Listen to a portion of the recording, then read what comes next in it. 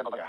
Kalau suatu hari nanti konflik di Timur Tengah itu benar-benar kejadian melebar, seperti kejadian Perang Dunia Pertama, misalnya nih, Perang Irak meluas dan memicu konflik global yang lebih besar, justru program-program yang hari ini kalian anggap itu aneh dan ketawakan dan hina, bisa jadi alasan kenapa Indonesia masih bisa bertahan.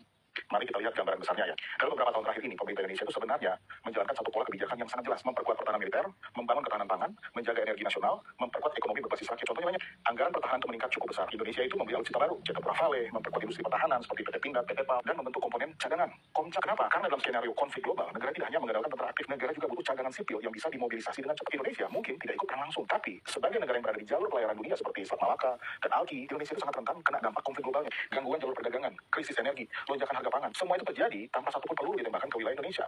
Sekarang kita masuk ya ke program yang sering jadi bahan ejekan, MBG, makan bergizi gratis. Banyak orang melihatnya hanya sebagai program makan siang untuk anak sekolah.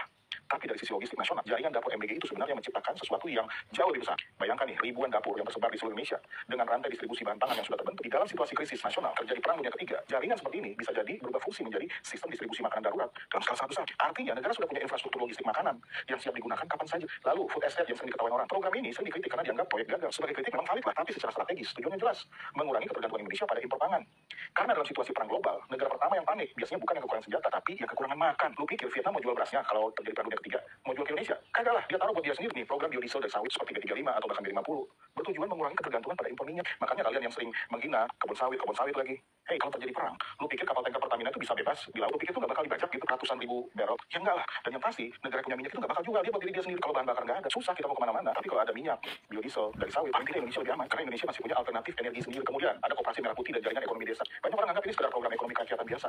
Padahal dalam skenario krisis global, Perang Dunia Ketiga, jaringan koperasi bisa jadi pengaman ekonomi lokal, memastikan distribusi barang tetap berjalan sampai tingkat desa. Bahkan keputusan yang terlihat kecil seperti impor puluhan ribu pickup 4x4 dari India, sebenarnya itu berkaitan dengan logistik, guys.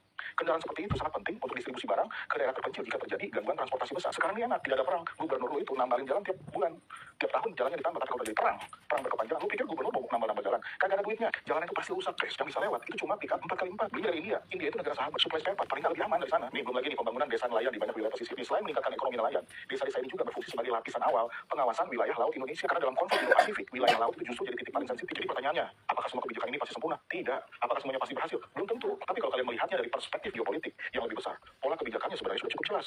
Indonesia sedang mencoba membangun ketahanan nasional, bukan dari sisi militer saja, tapi dari sisi pangan, energi, ekonomi rakyat, dan logistik. Karena di dunia yang semakin tidak stabil seperti sekarang, negara yang bertahan itu bukan selalu negara yang punya kekuatan militer paling kuat, tapi negara yang paling siap menghadapi krisis berkepanjangan, perang berlarut-larut, perang berkepanjangan. Dan kalau suatu hari nanti dunia benar-benar masuk ke fase konflik besar Perang Dunia Ketiga, mungkin saat itu banyak orang baru sadar bahwa program-program yang dulu mereka anggap remeh dan ketawain dan menghina-hina sebenarnya adalah bagian dari persiapan bertahan hidup sebagai negara. Gimana menurut kalian? Tulis di kolom komentar ya.